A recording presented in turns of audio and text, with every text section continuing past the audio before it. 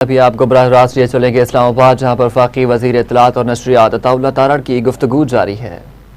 साजिश में रंगे हुए थे और जो मजमूम साजिश जिसका ये हिस्सा है और जिसको ये आगे लेके चल रहे थे, आज कोई शक व शुबा नहीं होना चाहिए किसी भी पाकिस्तानी को कि इसके ताने बाने भारत से मिलते हैं और हमारे पास अब इसके नाकाबिले तरदीद शवाहिद मौजूद हैं।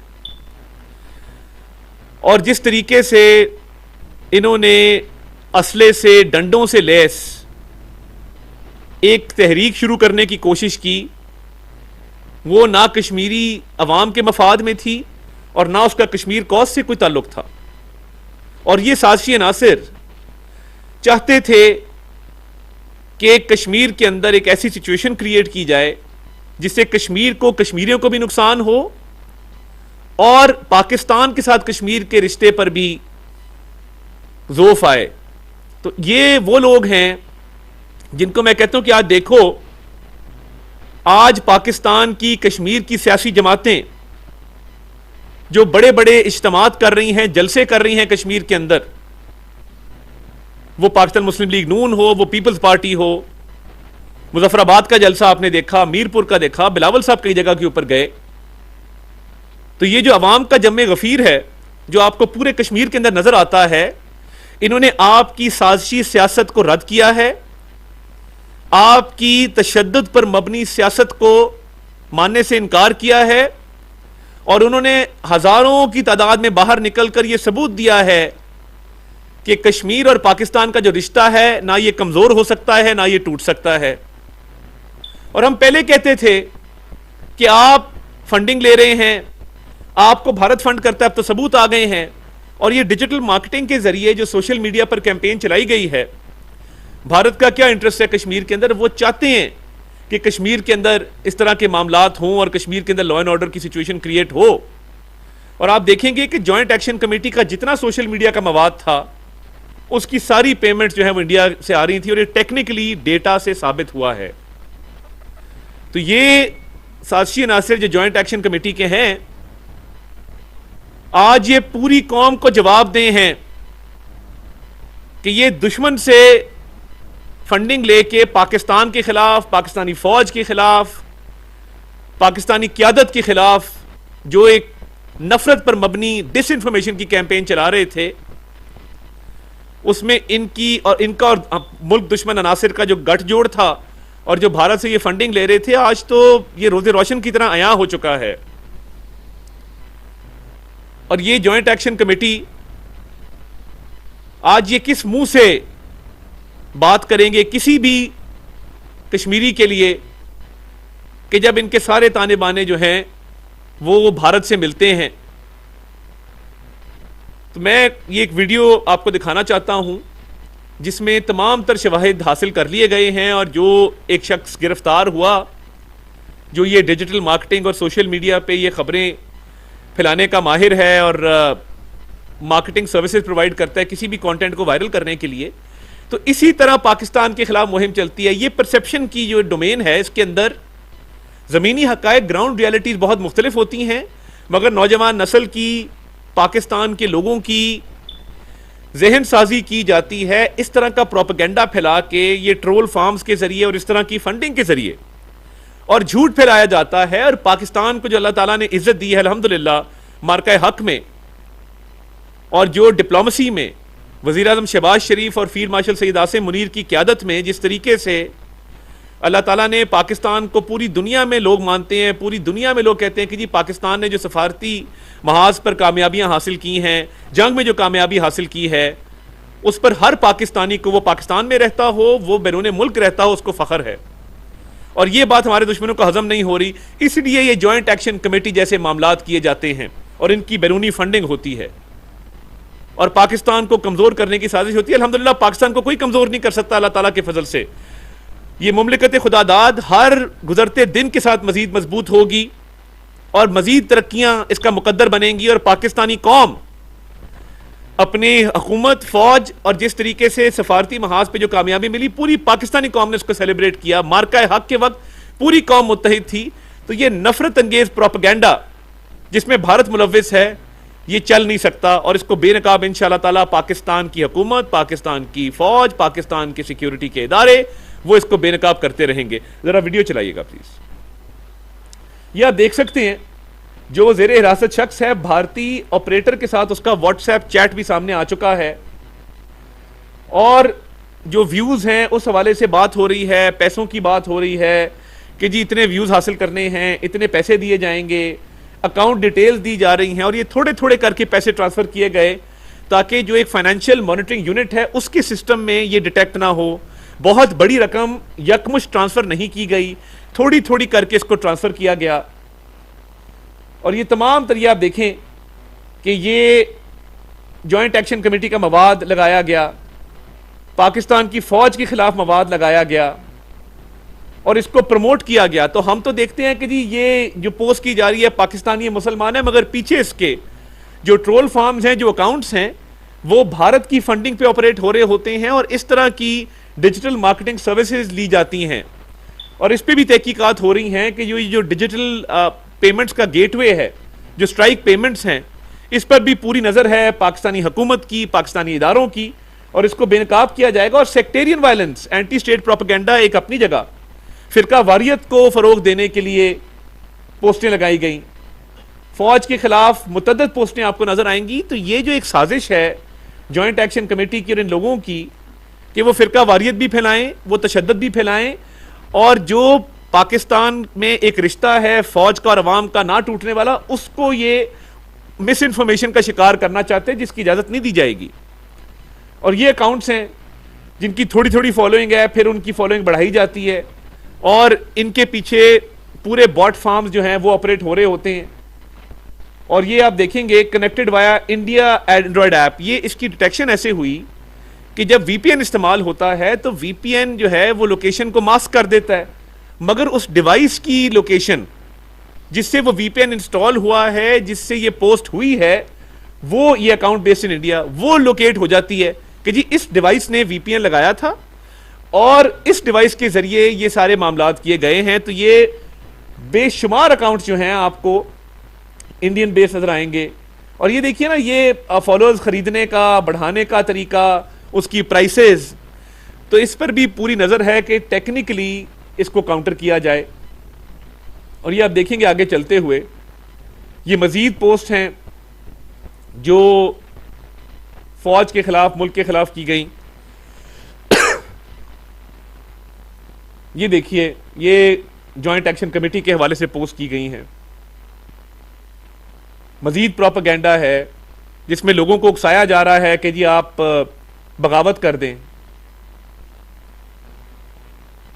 फौज के खिलाफ, मुल्क के खिलाफ। जो ये पोस्टें हैं आपके सामने हैं और लोगों को तशद्दुद पे उकसाया जा रहा है। आपको ये जितनी पोस्ट हैं मुल्क के खिलाफ, फौज के खिलाफ, इदारों के खिलाफ, उसमें तशद्दुद नजर आएगा, उसमें नफरत नजर आएगी और उसमें झूठा प्रोपेगेंडा नजर आएगा जिसके जरिए जहन साजी की जाती है। और इसके लिए मुख्तलिफ सोशल मीडिया के प्लेटफॉर्म्स को इस्तेमाल किया गया, ये आप देख सकते हैं। और ये तमाम तर मवाद जॉइंट एक्शन कमेटी से मुतल्का है। तो क्या हमारी बात आज सच साबित नहीं हो गई कि जॉइंट एक्शन कमेटी का गठजोड़ था इंडिया के साथ और वो कश्मीर के हालात खराब करना चाहते थे इंडिया से फंडिंग लेकर? ये देखिए, बेशुमार पोस्ट ऐसी हैं जिनके जरिए जहन साजी, मिस इन्फॉर्मेशन का पूरा एक सिस्टम चलाया गया। और ये जो शख्स गिरफ्तार हुआ है, इससे तहकीकात जारी हैं और बहुत सारा मवाद मजीद भी रिकवर किया जा चुका है और वो भी हम इंशाअल्लाह ताला कौम के सामने रखेंगे। ये तमाम तर मवाद बिल्कुल रोज़े रोशन की तरह आया है। और ये देखिए एआई के थ्रू जो इमेजेस जनरेट किए गए वो भी आप देख सकते हैं अपने सामने। और पुरानी वीडियोस को, किसी और मुल्क की वीडियोस को, किसी और इलाके की वीडियोस को कश्मीर की बनाकर पेश किया गया।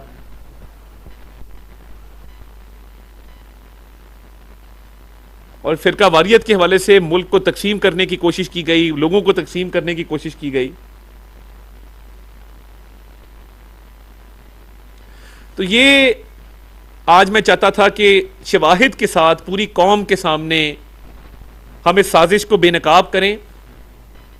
और देखिए, मिस इन्फॉर्मेशन को काउंटर करना ये हुकूमत की जिम्मेदारी है, उसको इंशाल्लाह ताला बखूबी करते रहेंगे टेक्निकल एक्सपर्टीज के साथ, जिस तरह ये साजिश बेनकाब हुई है। और इंशाल्लाह ताला आगे बढ़ते हुए आप देखेंगे जो पाकिस्तान की परसेप्शन बिल्डिंग पूरी दुनिया में हुई है और पाकिस्तान को एक अच्छी डेस्टिनेशन के तौर पे, एक अच्छे मुल्क के तौर पे लोग परसीव कर रहे हैं, अमन के अलमबरदार के तौर पे परसीव कर रहे हैं। और जैसे मैंने कहा, वज़ीर-ए-आज़म शहबाज शरीफ साहब की क़यादत में फील्ड मार्शल सईद आसिम मुनीर की अनथक मेहनत के नतीजे में पाकिस्तान को जो इज़्ज़त और वक़ार मिला है पूरी दुनिया में, इंशाल्लाह ताला इसकी हर कीमत पर हिफाजत करेंगे और पाकिस्तान जो है वो मज़ीद तरक्की करेगा। पाकिस्तान हमेशा जिंदाबाद।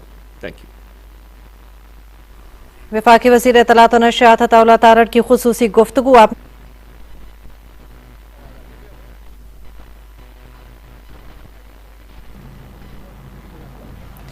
इस्लामाबाद में वफाकी वज़ीर इत्तलात और नशरियात अताउल्लाह तारड़ प्रेस कॉन्फ्रेंस कर रहे थे, जिसमें उनका कहना था कि पाकिस्तान और पाकिस्तानी अदारों के खिलाफ गुमराहकुन प्रोपेगेंडा किया जा रहा है। उन्होंने कहा है कि इस प्रोपेगेंडा नेटवर्क के रवाबित भारत से मिलते हैं और इसका बड़ा हिस्सा कश्मीर की कलदम एक्शन कमेटी से मुंसलिक है।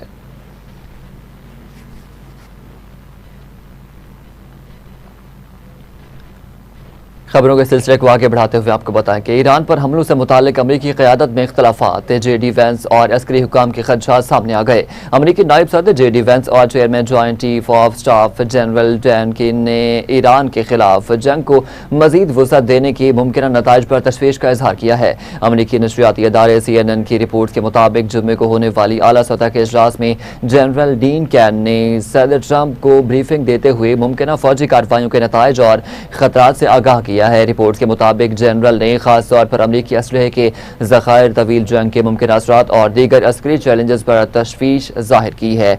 ज़राए के मुताबिक असलहे के ज़खायर से मुतालिक खदशात इन मुतअद्दिद नुकात में शामिल थे जो इजलास के दौरान सदर ट्रंप के सामने पेश किए गए। CNN के मुताबिक अगरचे सदर ट्रंप ने हालिया दिनों में ईरान के खिलाफ मजीद सख्त फौजी कार्रवाई का अंदिया दिया था, लेकिन उन्होंने निजी तौर पर अपने मुज़ाकरातकारों को ईरान के साथ सिफारती राब्ते जारी रखने की भी हिदायत की हैं। मुतअद्दिद ज़राए का कहना है कि सदर ट्रंप के करीबी मुशीरों और पेंटागन के बाज़ हुकाम को इस बात पर शुबा है कि जंग में मजीद शिद्दत लाने से मतलूबा नताइज हासिल किए जा सकेंगे।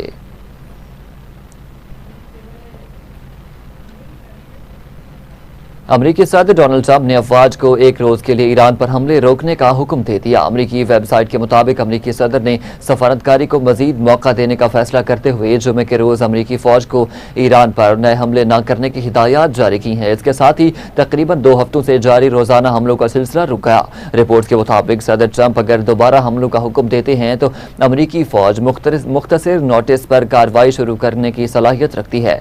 ज़राए के मुताबिक ओमानी वफ्द जुमा को अपना हुर्मुज़ दोबारा खोलने के लिए नए इंतजामात पर बातचीत के लिए तेहरान पहुंचा था। मुज़ाकरात में पेशरफ्त हुई है और इम्कान है कि ओमान और ईरान के दरमियान हफ्ते के इख्तिताम तक मुआहदा तय पा जाएगा।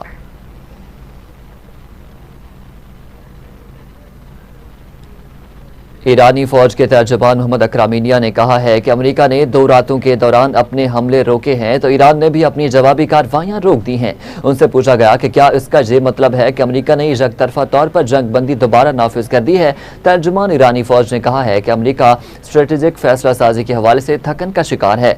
इसके पास कोई वाज़ेह हिकमत अमली नहीं है जो बात सदर के फैसलों और सेंटकॉम की कारकर्दगी में देखी जा सकती है। फौजी तर्जुमान ने कहा कि हालिया 14 से 15 रोज़ा लड़ाई के दौरान ईरान की फौजी कार्रवाइयों की कुछ खुसूसियात थीं जिनमें हमलों का मरकज अमरीकी रेडार तंसीबात और मुआवनत फराहम करने वाले मराकज़ से ताकि अमरीका को मजीद हमलों से बाज रखा जा सके। यह बयान ऐसे वक्त में सामने आया है जब अमरीकी ज़राए अबलाग ने रिपोर्ट किया है कि डोनाल्ड ट्रंप ने फिलहाल ईरान के खिलाफ मजीद वसी हमलों का मनसूबा मौखर कर दिया है। दिफाई मिसाइलों के ज़खायर में नुमाया कमी इस फैसले की वजूहात में शामिल है।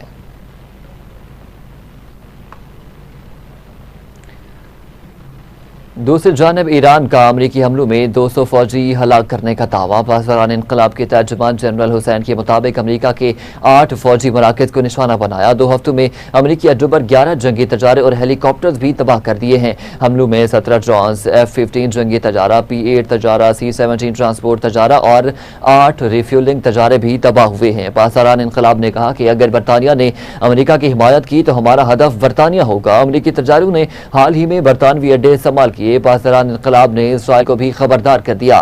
कहा इसराइल फिर से जंग में शामिल हुआ तो आफत का सामना करने के लिए तैयार रहे। इसराइल जानता है जंग में शामिल हुआ तो हम क्या करेंगे।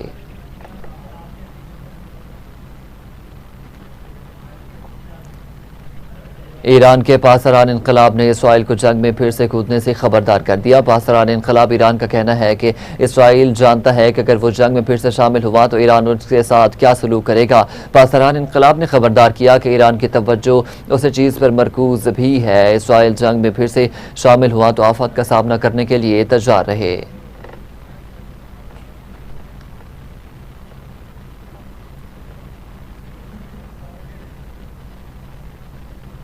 ईरान ने सऊदी अरब और यमन के दरमियान हालिया तनाज़े को बातचीत के जरिए हल करने का मुतालबा कर दिया है। एक बयान में तर्जुमान ईरानी वजारत खारजा इस्माइल वक़ाई ने कहा है कि यमन तनाज़े का मुनसिफाना हल ज़रूरी है।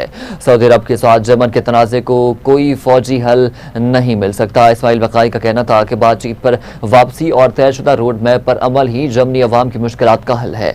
खित्ते में अमरीकी पॉलिसी यमन की सूरत हाल को पेचीदा कर रही है। ज़राए के मुताबिक हौसी तर्जुमान और सऊदी वफ्द की ओमान में मुलाकात भी हुई है। मुलाकात में इलाकाई सलामती और इस्तेहकाम में पेशरफ्त पर बातचीत हुई है। हौसियों का कहना है कि सऊदी अरब ने 12 साल से यमनी सरजमीन की गैर मुनसिफाना नाकाबंदी कर रखी है। सऊदी नाकाबंदी का जवाब नाकाबंदी, जबकि कशीदगी में इजाफे का जवाब कशीदगी में इजाफा होगा।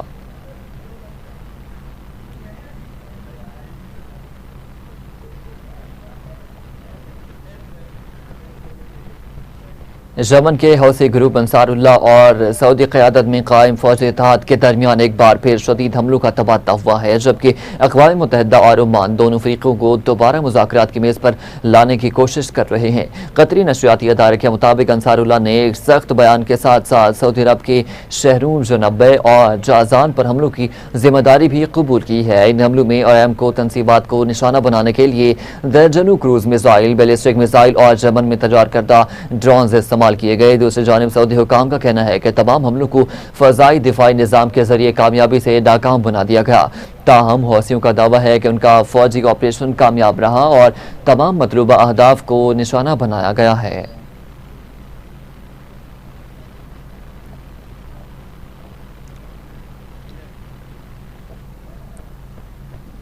अमेरिका के सदर डोनाल्ड ट्रंप ने चौथी बार सदारती इलेक्शन लड़ने की ख्वाहिश जाहिर कर दी है। वाशिंगटन में मुनक़दा सहाफ़ियों की तकरीब से खिताब में सदर ट्रंप ने कहा है कि आपके लिए ये शायद बहुत बड़ी खबर होगी, मगर वो बताना चाहते हैं कि उनकी ख्वाहिश है कि वो चौथी बार सदारती इलेक्शन लड़ेंगे। सदर ट्रंप दूसरी सदारत की मुद्दत तकरीबन निस्फ मुकम्मल कर चुके हैं। अमेरिकी आइन के 22वीं तरमीम के सेक्शन 1 के मुताबिक कोई भी शख्स 2 बार से ज़्यादा सदर मुंतखब नहीं किया जा सकता। दूसरी जानिब अमरीकी गुलकारा कैटी पेरी ने ईरान पर हमले की वीडियो में अपने गाने के इस्तेमाल पर व्हाइट हाउस को एहतजाज रिकॉर्ड करा दिया। अमरीकी गुलकारा कैटी पेरी ने कहा कि ईरान पर अमरीकी फौजी हमलों की वीडियो में मेरे गाने फायरवर्क के इस्तेमाल पर सदमे में हूँ। अमरीकी फौजी हमलों में अपने गाने के इस्तेमाल पर शदीद बुरा महसूस कर रही हूँ। कैटी पेरी ने मजीद कहा कि मेरा गाना असल में उम्मीद, शिफायाबी और अंदरूनी ताकत के बारे में एक तराने के तौर पर लिखा गया। व्हाइट हाउस की जानिब से इसका इस्तेमाल इस मफहूम की मुनाफी है जिसका ये गाना नुमाइंदगी करता है।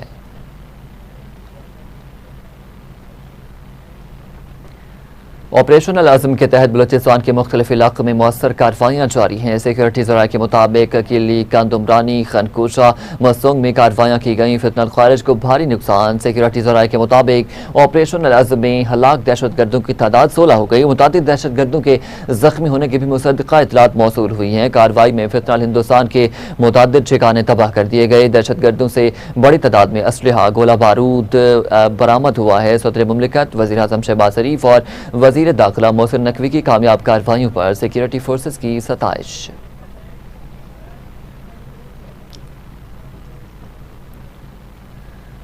जनूबी वजीरिस्तान में फोर्सेस की चेक पोस्ट पर दहशतगर्दों का हमला नाकाम। ISPR के मुताबिक खुदकुश हमलावर समेत 4 दहशतगर्द हलाक कर दिए गए।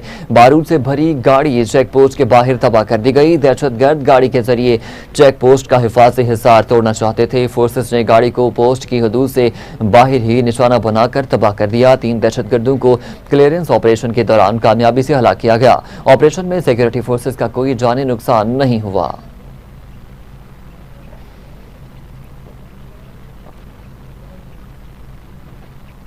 पंजाब यूनिवर्सिटी की रैपिड बस कार को बचाते हुए बालाकोट के नजदीक खाई में गिर गई। पंजाब यूनिवर्सिटी ट्रांसपोर्ट विंग के 19 मुलाजमीन बस में सवार थे। हादसे में मौजूदा तौर पर जानी नुकसान नहीं हुआ।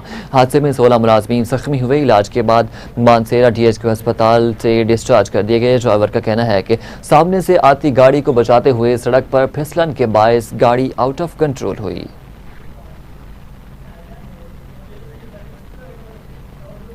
खबरों के सिलसिले को आगे बढ़ाते हुए आपको बताएं कि टेक्नोलॉजी कंपनी गूगल ने अपने सार्फिन के लिए नया सिक्योरिटी फीचर मुतारिफ करा दिया है, जिसके जरिए अब सार्फिन सेल्फी वीडियो की मदद से अपने गूगल अकाउंट में लॉगिन कर सकेंगे। कंपनी के मुताबिक इस फीचर को इस्तेमाल करने के लिए सारिफ को इब्तिदा में एक सेल्फी वीडियो रिकॉर्ड करना होगी, जिसमें कैमरे की तरफ देखते हुए चंद मुख्तसर हिदायत पर अमल करना होगा ताकि चेहरे के मुख्तलिफ जाविये महफूज किए जा सकें।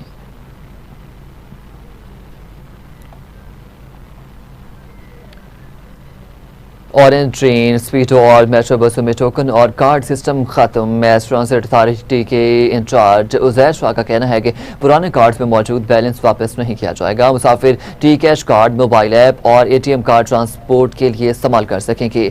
मेट्रो बस और ऑरेंज लाइन के बाद लाहौर में इलेक्ट्रिक ट्रेन भी चलने लगी। उन्होंने बताया कि पुराने कार्ड वापस करके सिर्फ 130 रुपये सिक्योरिटी की रकम मिलेगी।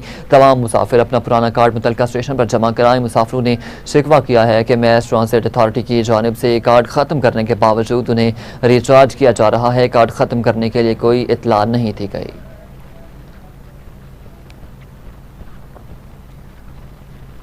बुलेटिन में कुछ बात करें कि मौसम की, तो लाहौर समेत पंजाब के बेशतर शहरों में आज भी बादल बरसेंगे। बेशतर अजला में 27 जुलाई तक बारिशों के इम्कान हैं। तर्जुमान PTMA के मुताबिक गुज़िश्ता 24 घंटों में नूरपुर थल में 115, गुजरामाला 107, गुजरात 94, नौरवाल 68, मंडी बहाउद्दीन 65, सियालकोट एयरपोर्ट 52, ओकाड़ा 40, जोहराबाद 40 और सरगोदा में 38 मिलीमीटर बारिश रिकॉर्ड की गई। लाहौर 37, मंगला 37, झेलम 32, शेखपुरा 28, हाफिजाबाद और कसूर 27 मिलीमीटर रिकॉर्ड की गई।